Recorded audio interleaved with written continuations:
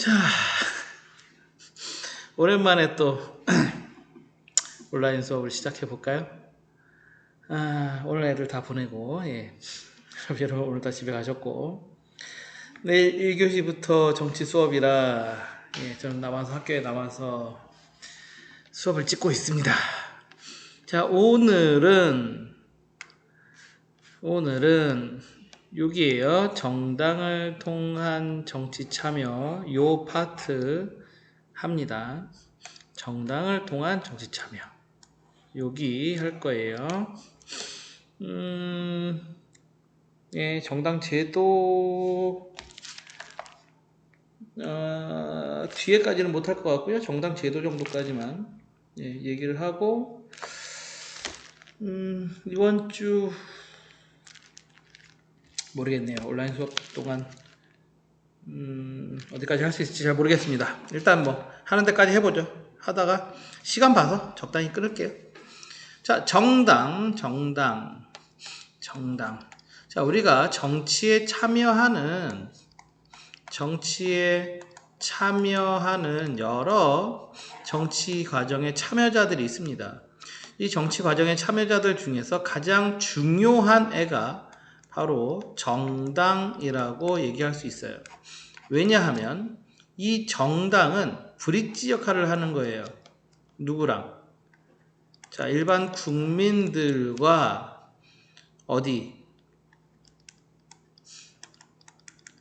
정책결정기구, 공식적인 정책결정기구와 사이에 이 다리 역할을 해준다고요. 왜냐하면 이 정당에는 누가 들어가 있어요? 이 정당에는 국회의원도 있을 것이고, 만약에 집권 여당이라면 이 정당에는 대통령도 있을 겁니다. 만약에 의원 내각제 국가라면 대통령이 아니라 총리, 또 각부 장관들, 내각, 이런 사람들이 다 어디에 소속되어 있냐면 바로 이 정당에 소속되어 있죠. 그래서 이 정당은 국민들의 지지와 요구, 많이 듣던 얘기네요. 국민들의 지지와 요구. 이거 어디서 듣던 거예요? 투입, 정책결정기구, 산출, 피드백. 요거 있었죠? 피드백. 여기에 있는 게 요구와 지지잖아요. 그래서 이 국민들의 요구와 지지를 자신들의 속해 있는 국회의원이나 대통령, 총리, 장관 이런 사람들을 이용해서 이런 사람들에게 전달해주는 이런 중요한 다리 역할을 하는 게 정당이다. 그래서 정당은 민주주의 정치 체제에서 굉장히 중요한 역할을 하고 있고요. 그리고 현대 민주주의는 이 정당 민주주의를 근간으로 하고 있습니다. 정당 민주주의를 근간으로 하고 있죠. 우리 국회의원들 생각해 보시면 돼요. 국회의원들 중에 무소속 국회의원 몇 명이나 있어요? 우리나라 무소속 국회의원 다 해서 하나, 둘, 셋, 넷, 5명 있나요? 300명 중에 5명? 근데 그 5명도 그냥 계속 무소속이 아니라 원래는 자기가 속해 있는 정당이 있었는데 사실은 거기서 이제 일종의 팽당하거나 쫓겨난 사람들이 근데 자기가 갖고 있는 그 정치적인 지역구에서 정치적인 힘은 꽤 있는 거죠. 그래서 무소속으로 당선이 되고 무소속 당선된 후에 다시 정당으로 자기를 버렸던 정당으로 다시 들어가는 이런 형태를 계속 보이고 있습니다. 자, 어쨌든 그래서 이 정당은 현대 민주주의에서 가장 중요한 기구다 이렇게 이해하시면 되겠습니다. 자, 정당은 그럼 뭘 하는 애들이냐? 자, 정당의 의미부터 보도록 할게요. 자, 정당은 공통의 정치적 견해를 가진 사람들이 무언가를 획득하는 걸 목표로 자발적으로 조직한 자발적 결사체입니다. 자, 무언가를 획득할 거예요. 자, 정치적 목적이 있어요. 이 목적을 어떻게 할 거야? 실현할 거예요. 이걸 실현하는 건 결국 어떤 거를 정책을 내놓고 이 정책을 해보겠다는 얘기잖아요. 그럼 이 정책을 하려면 뭐가 있어야 돼요? 이걸 하려면 권력이 있어야 되죠. 어떤 권력? 정치 권력이 있어야 됩니다. 이 정치 권력의 최고 집합체, 바로 정권이라고 부르는 거죠. 그래서 정권 획득을 목적으로 하는 겁니다. 쓰는 건 정치 권력이라고 얘기할 거예요. 이 정치 권력, 즉 정권이에요. 정권. 줄이면 정권 획득을 목표로 만들어진 자발적 결사체입니다. 정권 획득을 목적으로 하지 않은 자발적 결사체들도 있어요. 그러면서 동시에 정치 과정에 영향력을 행사하는 애들도 있습니다. 그래서 이 정치 권력을 획득하는 것이 목적이냐 아니냐를 갖고 정당과 정당이 아닌 애들을 구분해내야 돼요. 그러니까 우리 뒤에서 배울 애들인데, 자, 정당하고 성격 비슷한 애들이 있습니다. 정당, 이익집단, 시민단체, 이런 애들이 있단 말이죠. 이런 애들을 구분하려면 우선 정당과 정당이 아닌 애들을 구분하셔야 돼요. 정당과 정당이 아닌 애를 구분할 때는 정권 획득을 목적으로 하냐 안 하냐를 갖고 정당과 기타 애들을 구분합니다. 자, 여기 지우고 다시 너 말고 좀 큰 거. 예. 자, 어떻게 구분한다고요? 정권 획득. 자, 요거를 목표로 하느냐 아니냐.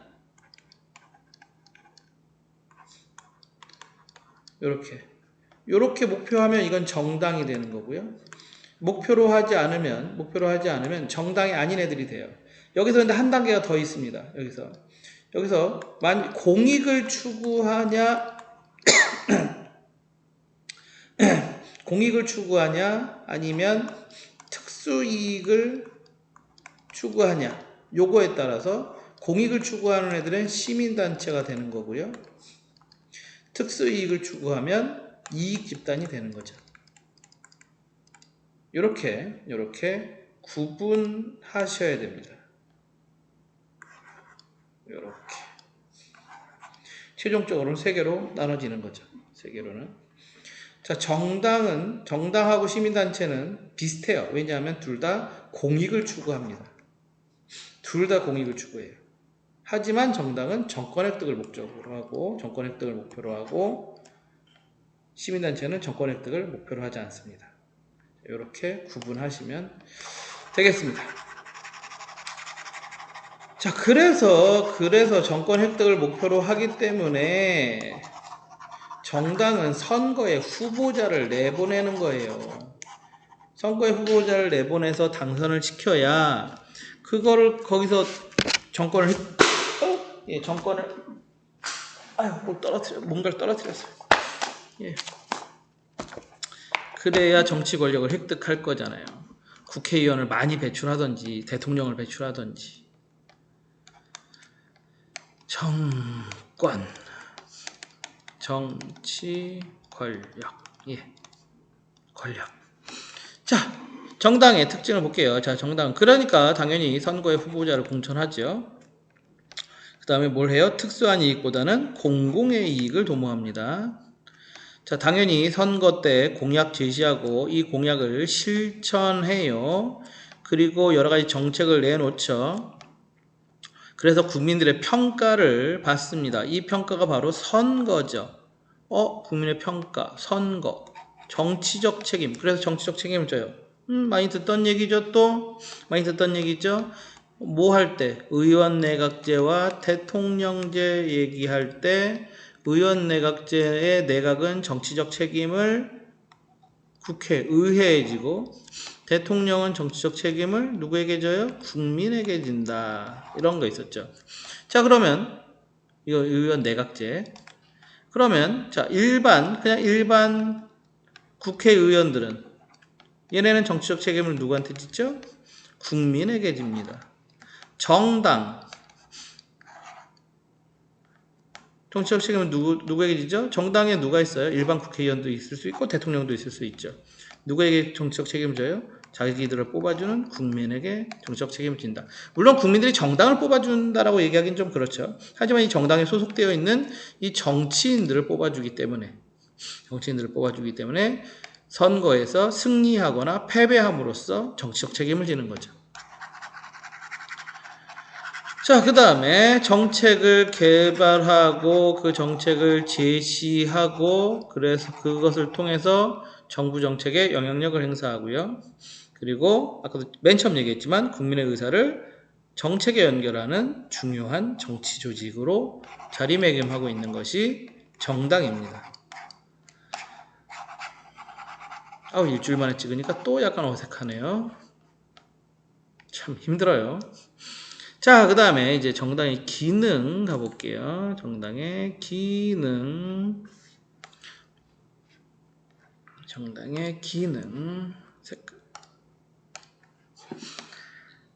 자, 정당의 기능. 첫 번째, 대표자 배출 기능이 있습니다. 이 대표자 배출 기능을 조금 다른 말로 하면 이거를 정치적 충원이라고 또 해요. 정치적 충원.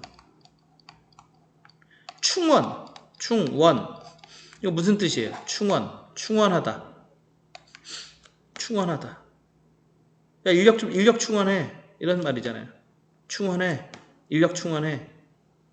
사람을 보강하는 거죠. 사람을 충당하는 거죠. 충당. 이 말 뜻이 맞는지 모르겠는데 정확히 충당. 예. 사람들을 구성원을 이렇게 집어넣는 거죠. 구성원을 확대시키는 거예요.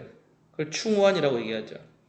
그래서 대표자를 배출하고, 그러니까 정당에서 보좌관들이건 아니면 일반 국민들 출신이건 간에 정당에서 이 사람이 정치를 하면 잘할 것 같아 라고 하는 사람을 자꾸 찾는 거예요. 국민들에게 인정받을 것 같아. 국민들에게 인기 있을 것 같아. 정치 잘할 것 같아. 정책 잘 만들 것 같아. 이 사람 똘똘하니까. 이런 사람, 아무튼 그런 사람들을 정당이 찾아내는 일을 해요. 왜? 그렇게 해서 자기네 후보자로 내보내서 당선시켜야 자기네가 정치 권력을 가질 거니까. 그래서 그런 새로운 인재들을 자꾸 발굴한 사람들을 또 트레이닝을 시켜서 그래서 그 사람들을 공직선거에 후보자로 내보내고 그래서 거기서 당선을 시키고 그럼 당선된 사람들은 누구죠? 국민의 대표자가 되는 거죠. 그래서 대표자 배출 기능 이것을 다르게 표현하면 정치적 충원 기능이라고 얘기하는 겁니다. 그리고 얘네들 충원시켜서 얘네를 잘 육성해서 정치 지도를 육성해서 나중에는 대권까지 노려보는 거죠. 우리나라는 대통령제니까 결국 대권을 노려야 사실은 권력을 획득하는 거예요. 의원 내각제 국가에서라면 많은 국회의원들을 자기네 당에서 만들어서 내각을 자기네가 구성해야 권력을 잡는 거죠. 정권을 잡는 거죠.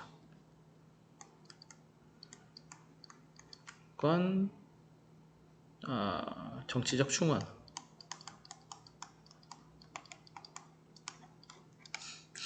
자, 그 다음, 자, 여론의 형성과 집약이라는 기능을 합니다. 자, 국민들의 의사를 수렴하고요. 그거를 조직해서 그걸 다시 정책으로 표출하고 정부에 전달하는 국민들의 요구와 지지를 정당이 받아서 정부에 전달하는 아까 뭐였다고요? 브릿지 역할을 한다고요. 다리 역할을 한다고요. 그 다음에 정치사회야. 자, 정당에 소속되어 있는 사람도 즉 당원이라고 얘기하죠. 당원들도 많이 있을 거고요. 당원은 아니지만 이 정당에서 집회도 많이 열고요. 그 다음에 무슨 각종 정책에 대한 자기네가 이런 정책을 만드는데 이거 괜찮을까요? 안 괜찮을까요? 우리 토론해 봅시다. 이런 정책 토론회나 공청회 같은 것을 많이 열어요, 정당에서. 그리고 제가 매일 아침에 고속도로 딱 나와가지고 여기 고속도로 쫙 나와서 고가 이렇게 쭉 타고 오면은 여기 이렇게 지하차도 딱 있고 요 옆을 싹 그럼 여기 이지구 이지구 식당 많은데 여기 딱 이렇게 제가 좌회전해서 이렇게 쭉 오는데 이렇게 오면 이제 우리 학교고요. 이렇게 오면 우리 학교인데 그럼 여기 딱 뭐 있냐면 플랜카드 항상 붙어있어요. 플랜카드 딱 붙어있다고요. 뭐 하자 뭐 이런 그 다음에 여기 무슨 당 이렇게 써있어요. 오늘 오면서 보니까 무슨 뭐 진보당 진보당 뭐 그래서 뭐라고 써있더라. 아무튼 뭐 써있더라고요. 아무튼 이런 플랜카드도 많이 붙여놓잖아요. 이런 플랜카드도 많이 붙여놓고 이런 것들을 통해서 국민의 정치적 관심과 정치 참여를 유도하는 거죠. 그리고 이것은 국민들에게 정치를 교육하는 그런 효과도 있다. 그 다음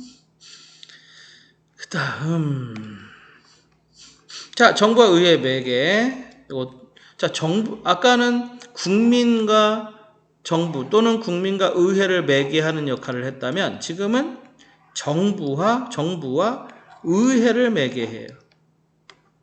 정부와 의회를 이어주는 역시 다리 역할을 해준다고요. 정당은 참 이 다리 역할이 중요한 거예요. 정당은 다리. 그럼 왜 그러냐? 자, 아까도 봤지만 정당에는 누구도 있고 국회의원도 있고 정당에는 그냥 일반 당원도 있고 정당에는 누구도 있다? 대통령도 있고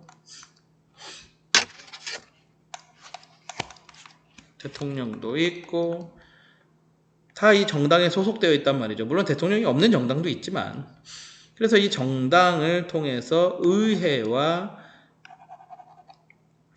행정부를 매개해 줍니다. 그래서 보통 우리나라에서는 어떤 표현을 쓰냐면 당정청이라는 표현을 써요.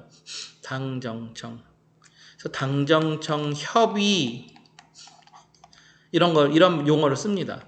당정청. 자, 당은 정당. 오늘 왜 자꾸 이게 눌려? 야. 당은 정당. 그럼 여기 정은 행정부. 청은 청와대. 대통령 청와대. 그럼 대통령 정부 아니야? 여기는 총리를 비롯한 각부 장관들과 뭐라 부르냐면 늘공이 뭐냐면 늘상 공무원들이 있어요. 저희 같은 사람들이 늘공이에요. 나중에 여러분들 이제 뉴스 같은 거 보시면 이제 늘공이라는 표현도 있고요, 어공이라는 표현도 있어요. 그러니까 늘공은 행정 관료를 얘기하고요, 어공은 그러니까 늘 공무원. 이 사람들 시험 봐서 들어와서 평생 공무원 하는 사람들. 어공은 어쩌다 공무원. 그러면 어쩌다 공무원이 누구겠어요? 국회의원도 어쩌다 공무원이고요. 각부 장관 이런 사람들 어쩌다 공무원이고 그 다음에 청와대 근무하는 대통령 밑에 있는 비서관들 있잖아요. 얘네도 시험 봐서 들어오는 게 아니란 말이에요. 그냥 대통령이 이렇게 뽑아가는 거란 말이에요. 근데 얘네도 다 공무원이에요. 그러니까 얘네도 어공이라고 불러요. 어쩌다 공무원. 여기는 주로 이제 늘공들 판인 거죠. 여기는. 그 다음에 여기 어공들. 이렇게 모여서 어떤 정책을 어떻게 할까? 이런 걸 협의하는 거죠. 그러니까 요즘 나왔던 예를 들어 부동산 정책 이런 게 나온다고 하면 지금 민주당에서 생각하는 부동산 정책이 있을 것이고 여기 행정부 여기 장관들하고 요 공무원들이 생각하는 어떤 부동산 정책이 있을 것이고 그 다음에 근데 결국 이거를 실제로 시행하거나 하려면 최종적으로 누구의 재가가 있어야 되냐면 대통령의 재가가 있어야 되잖아요. 대통령의. 그럼 여기 대통령하고 붙어있는 청와대 애들이 이렇게 모여서 협의를 해가지고 3명의 어떤 안이 딱 나와서 요거를 정책으로 우리 정책을 밀어보자. 자, 청와대에서 이렇게 해줄 테니 행정부의 공무원들은 이렇게 역할을 해주고 니네 정당은 국회의원들 동원해서 그거를 법률로 통과시켜줘. 언제까지 할까? 뭐 이런 거를 한단 말이죠. 이걸 당정청 협의라고 얘기해요. 자, 여기 누가 들어간다고요? 정당이 들어간다고요. 정당이. 그래서 이 정당은 정부와 의회를 매개해주는, 연결시켜주는 그런 역할을, 기능을 한다. 이렇게 또 보시면 되겠습니다. 제가 자꾸 시계 보는 거 보이시나요? 시계 또 열심히 보고 있습니다. 자, 그 다음에 이제 정부 정책의 비판과 감시 이런 것도 하고요. 뭐 이건 뭐 굳이 설명 안 해도 될 것 같고요. 지워져라. 예, 그 다음에 이제 정부를 조직하는 역할도 합니다.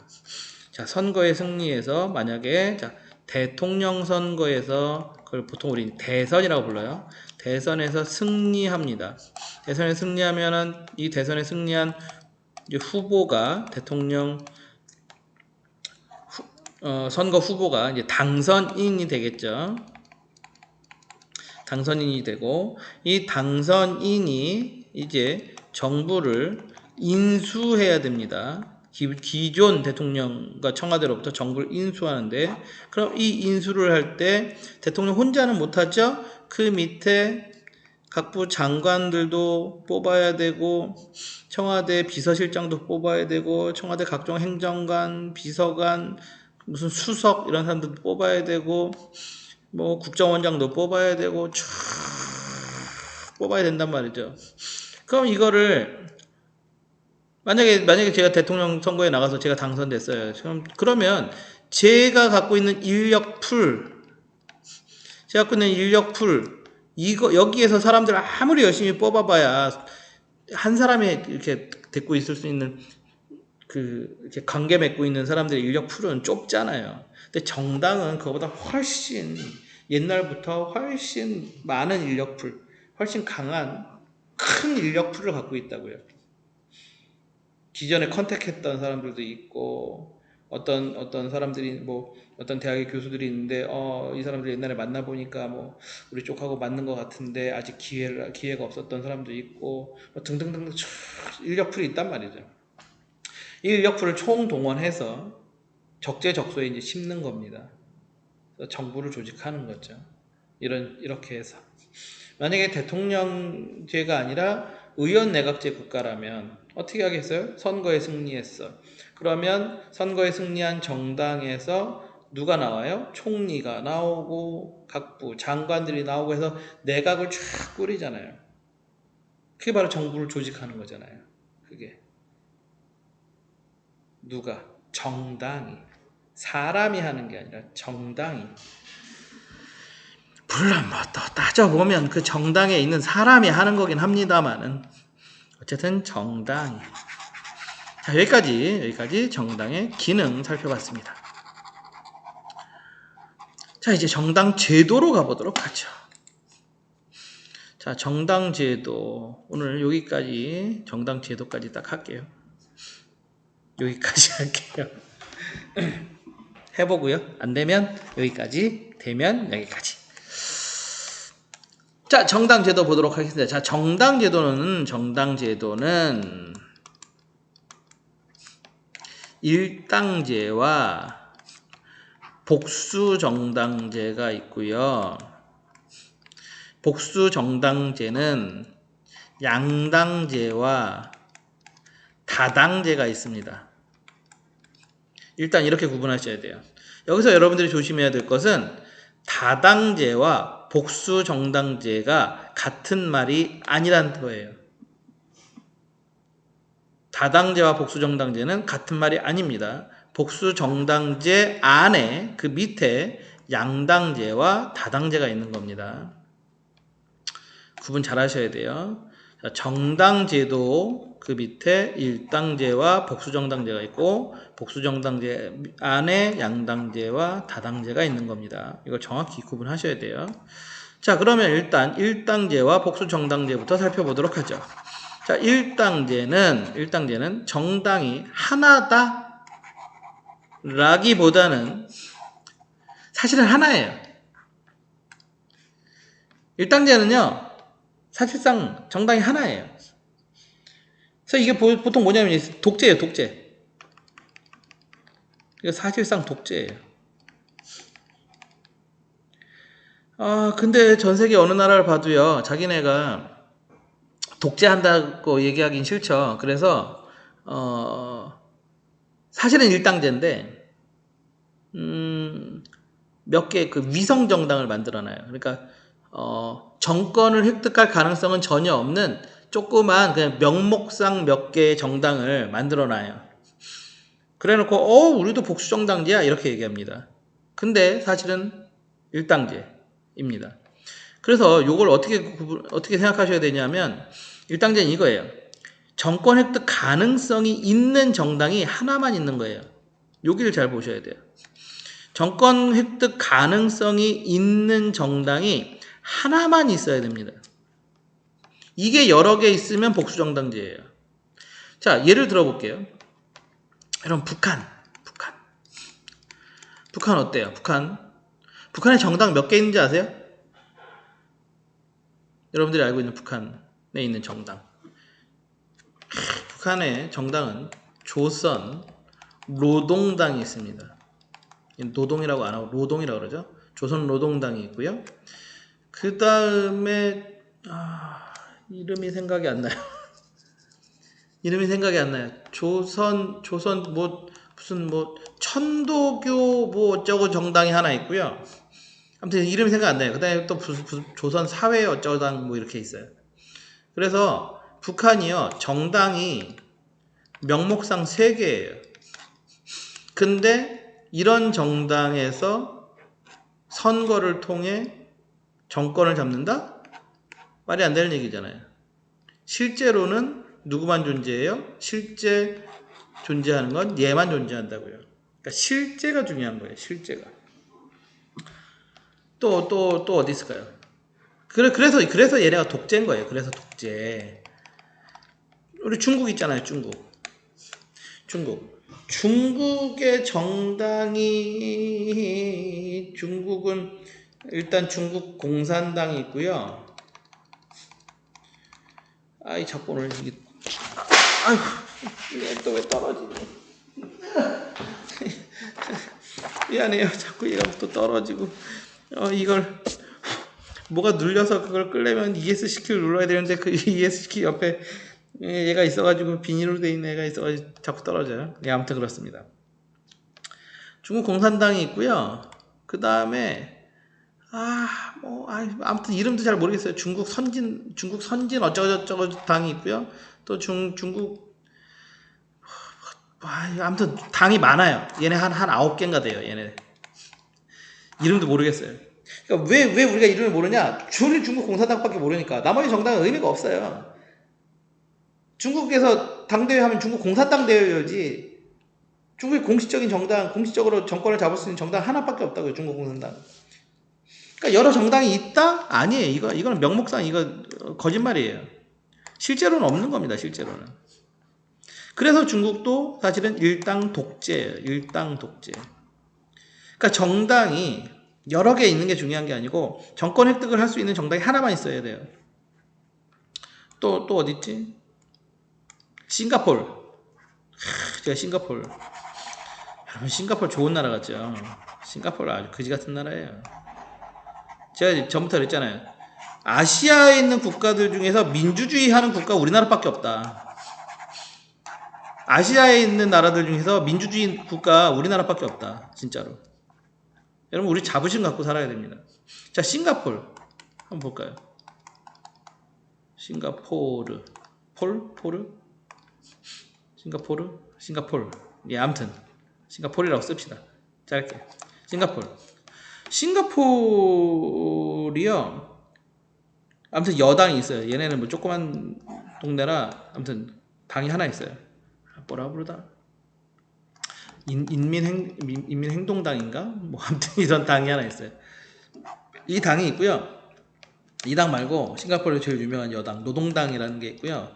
그다음에 무슨 싱가포르 민주당도 있고요. 싱가포르 선진 또 무슨 당이 있고 엄청 많아요, 얘네.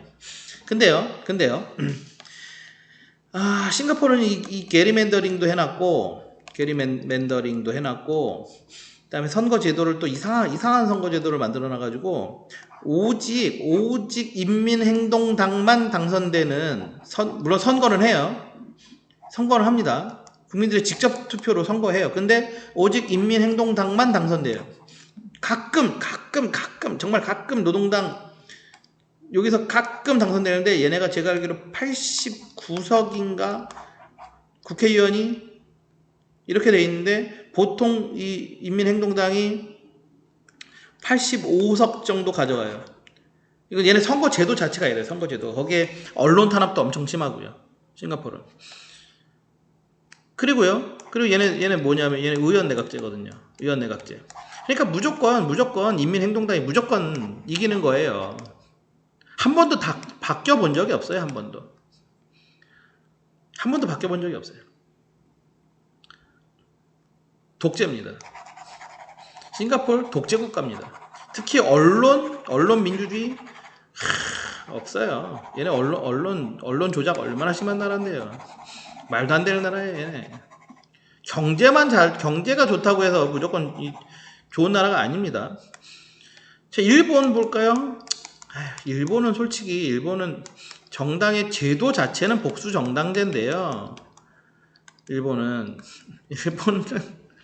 선거 제도 자체는 복수 정당제인데 얘네는 국민들이 그지예요. 국민들이 그지예요. 그래서 일본이 지금까지 진짜로 메이지 유신 이후로 일본이 메이지 유신 되고 나서 그 이후로 2차 세계대전 끝나고 2차 세계대전에서 패망하고 그 이후로 현재까지 집권당이 바뀐 적이 없어요. 얘네가 단 한 번도 없어요. 집권당이 변해본 적이 없어요. 그러니까 얘네는 정당 제도는 복수 정당이긴 해요. 정당 제도는. 근데 국민들이 그지들이라고요. 국민들이 이 정권을 바꿀 생각을 못 해요. 얘네는. 그래서 어떤 그 외국의 학자들은 일본을 민주주의 국가라고 안 부르고 일본을 뭐 관료 독재 국가 뭐 이런 식으로 불러요.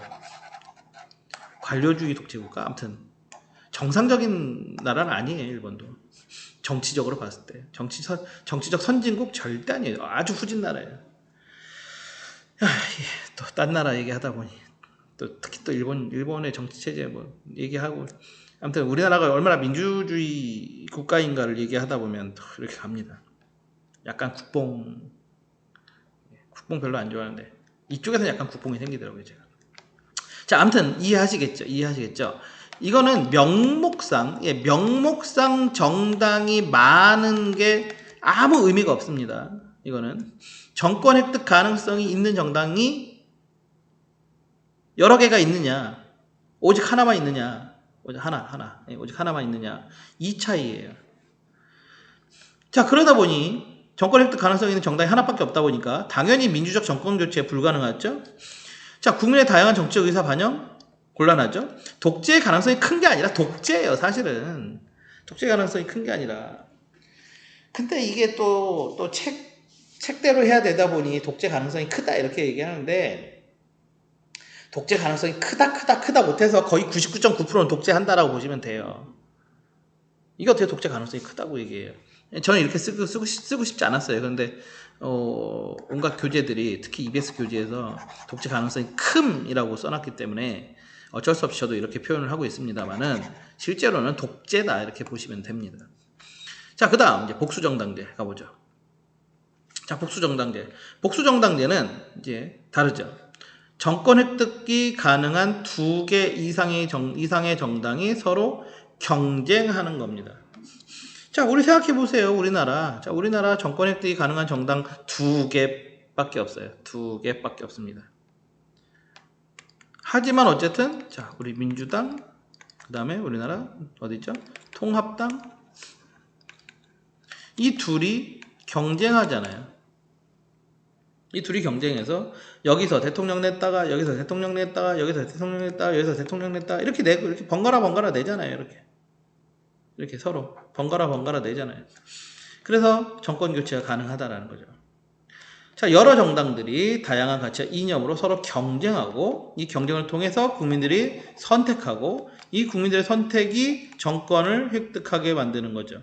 즉 누가 국민들이 주권을 행사하고 있는 거죠.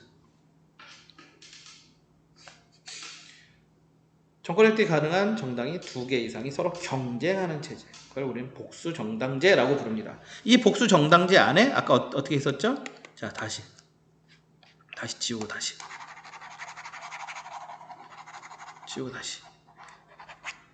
자, 어떻게 있었죠? 자, 다시 정당제도.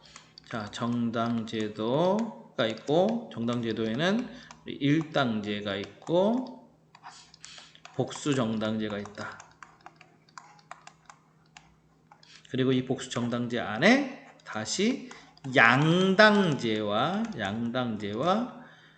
다당제가 있다. 됐죠? 양당제와 다당제가 있다. 그럼 양당제는 뭐냐? 이거 우리나라예요.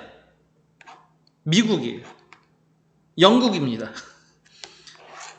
양당제는 정권 교체가 가능한 대표적 정당이 2개예요. 양당 2개 정당.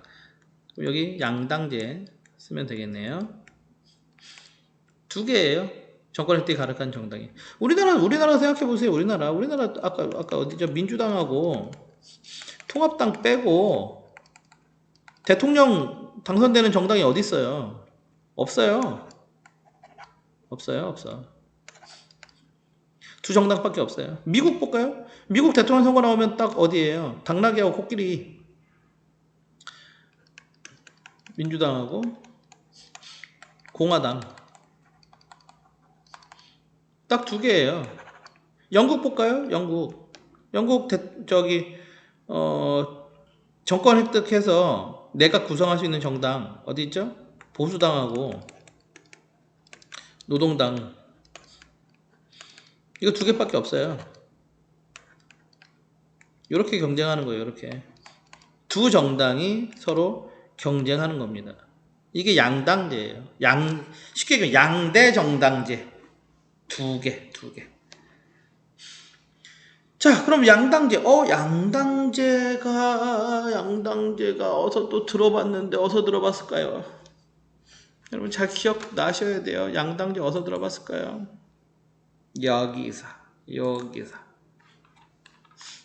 여기서 들어봤죠. 갑자기 훅 뛰었어요. 앞으로. 선거제도 할 때 소선거구제는 양당제를 촉진한다. 이렇게 배웠습니다. 소선거구제는 양당제를 촉진한다. 왜? 사표 방지 심리 때문에. 제가 늘 계속 얘기 많이 했었죠. 이 부분에 대해서. 사표 방지 심리 때문에 나는 사실 내가 지지하는 정당은 따로 있지만 혹시 내가 정말 지지하지 않는 반대하는 정당이 거대 정당이면 걔가 당선되면 나는 손해잖아. 그러니까 내가 최악의 사태를 막기 위해서 차악이나 차선책을 택할 수밖에 없더라라는 거죠. 그래서 거대 정당 2정당으로만 딱 만들어지더라. 거의. 그래서 소선거구제는 양당제를 촉진하더라. 그 다음에 어디 있었죠? 중대선거구제는 뭐를 촉진해요? 얘는 다당제를 촉진하더라. 지난 시간 아무튼 앞에서 배웠던 내용이 되겠습니다. 자, 계속 가보죠. 자, 그러면 이제 여기 자, 다당제. 다당제는 경쟁할 수 있는 정당이 3개 이상. 양당제는 2개, 다당제는 2개, 그러니까 3개 이상. 자, 계속 봅시다. 자, 장점, 양당제의 장점. 자, 양당제의 장점, 정국 안정에 기여해요. 왜냐하면 정당이 2개밖에 없으니까 둘이서만 잘 하면 거의 돼요. 그리고 어느 특정 정당이, 특히 양당제에서는 특정 정당이 50% 이상을 의석수를 가져갈 겁니다. 그래서 50% 이상의 의석수를 점유하게 되면 이것이 만약에 의원 내각제 국가라면 걔네가 과반을 차지한 정당이 내각을 구성할 겁니다. 그러면 내각과 의회가 서로 잘 맞겠죠. 만약에 의원내각제 국가가 아니라 대통령제 국가라면 일반적으로 대통령이 있는 정당과 또 보통 여당, 그러니까 대통령이 있는 정당을 여당이라는데 대통령과 같은 정당이 대통령 속해 있는 그 같은 정당이 서로 이렇게 잘 의사소통이 잘 되기 때문에 전국 안정에 기여합니다. 그리고 강력한 정책 추진이 가능하다. 왜? 특정 정당이 과반수 이상을 차지하기 때문에. 정치적 책임 소재가 명확하다. 어느 정당이 어떤 정책을 추진해서 누가 잘했고 잘못했는지가 정확하게 나온다는 거죠. 이 부분을 조금 다르게 생각하면 우리 다당제를 생각해 보시면 돼요. 우리 한번 생각해 봅시다. 자, 예를 들어서 뭐 있을까요?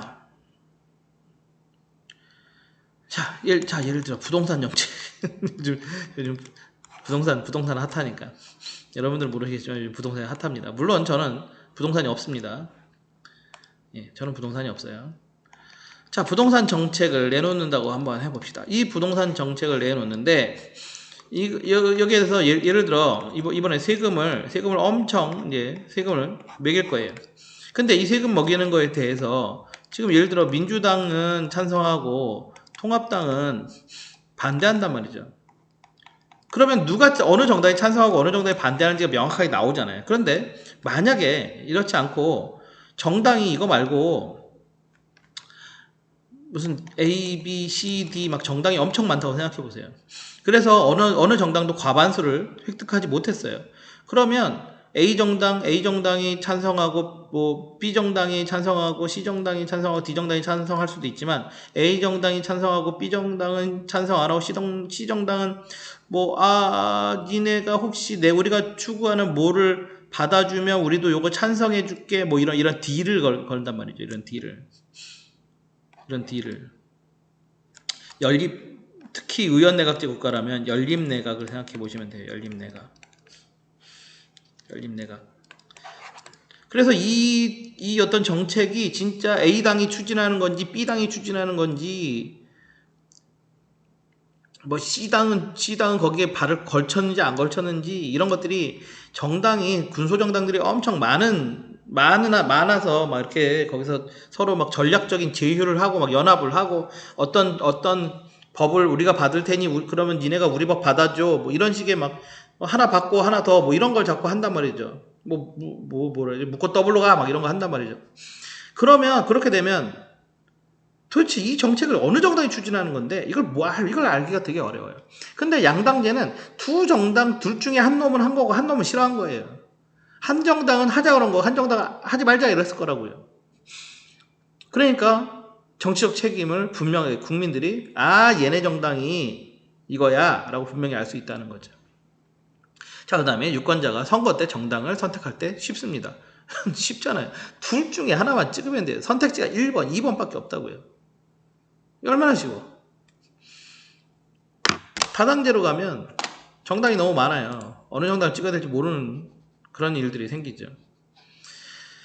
자, 그 다음에 단점. 아이고, 빨리 해야 되겠습니다. 자, 그 다음에 단점. 자, 단점. 다양한 민의 반영이 곤란하다. 자, 정당이 두 개밖에 없다는 것은, 그러니까 정확히 얘기하면 정당이 두 개가 아니라, 정치 권력을 획득할 수 있는 정당이 두 개밖에 없다는 것은 그만큼 다양한 국민의 의사가 반영되기 어렵다는 거죠. 소수 의견의 반영이 쉽지 않다. 이렇게 보시면 되고, 다수당의 횡포로 소수 이익이 무시될 우려가 있다. 자, 과반 이상을 차지한 다수당이 횡포를 부릴 수도 있다. 예.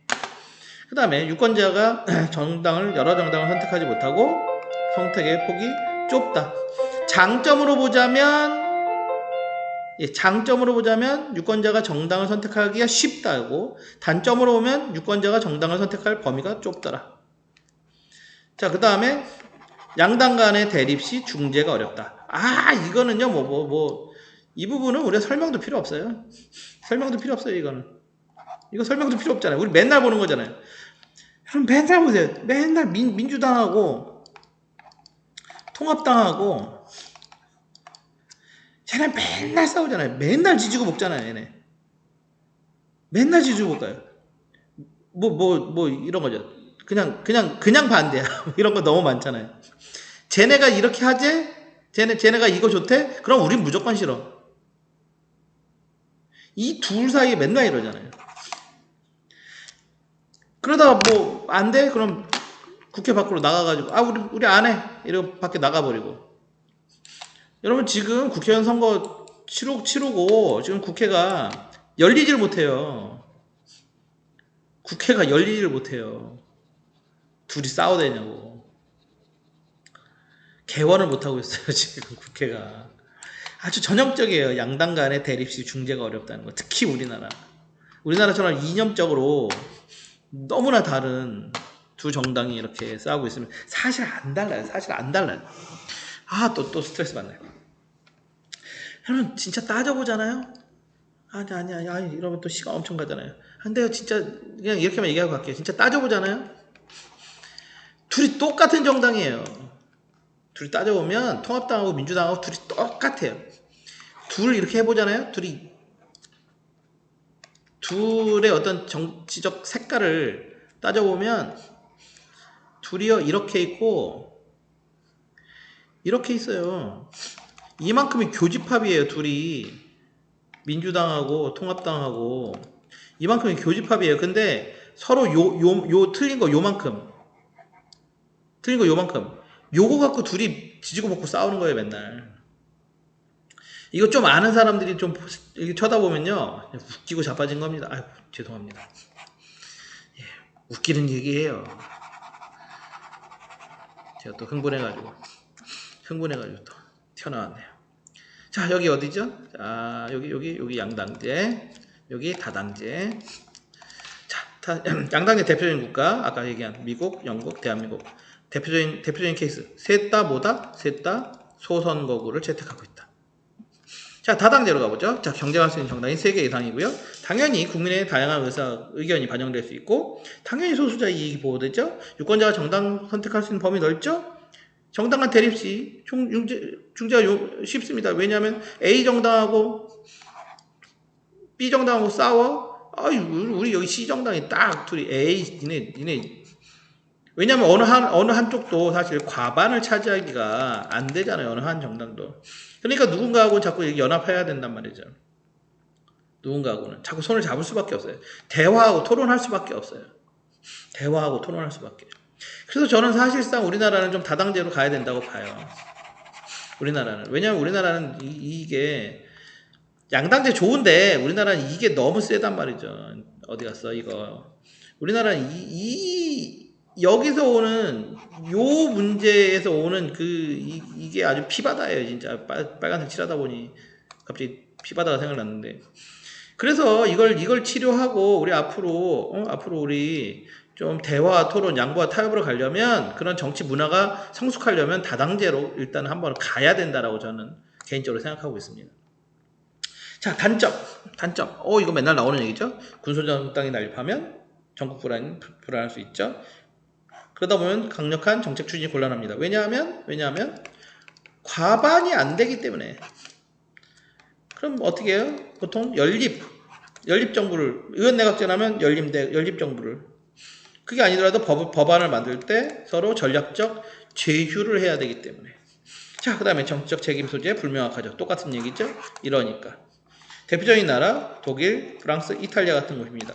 여기 뭐 하는 나라죠? 여기 대부분 중대 선거구 그 다음에 만약에 소선거구를 한다 해도 소선거구 더하기 뭐죠? 갑자기 용어가 생각 안 나지?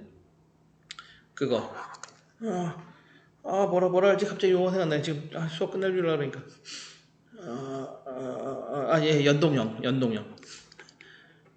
연동형 비례대표를 하고 있는 나라들입니다. 이 세 나라는. 그래서 다당제인 거죠. 그러니까 여러분 여기서 마지막으로 요것만 딱 기억하셔야 돼요. 전에서 봤지만 자 소선거구는 양당제를 촉진하고요. 중대선거구제는 다당제를 촉진합니다. 그리고 비례대표가 많아지면 많아질수록 역시 다당제를 촉진하죠. 자, 그래서 우리 앞에서 예, 앞에서 우리 배웠던 내용들하고 여기서 배울 내용이 전혀 별개가 아니죠. 계속 연결된다는 거 항상 기억하시면서 앞에 있는 부분하고 연결해서 이렇게 맞춰 가셔야 됩니다. 이 파트는. 예, 50분 다 됐어요. 여기서 끝낼게요. 미안해요. 너무 또 오늘 흥분해가지고.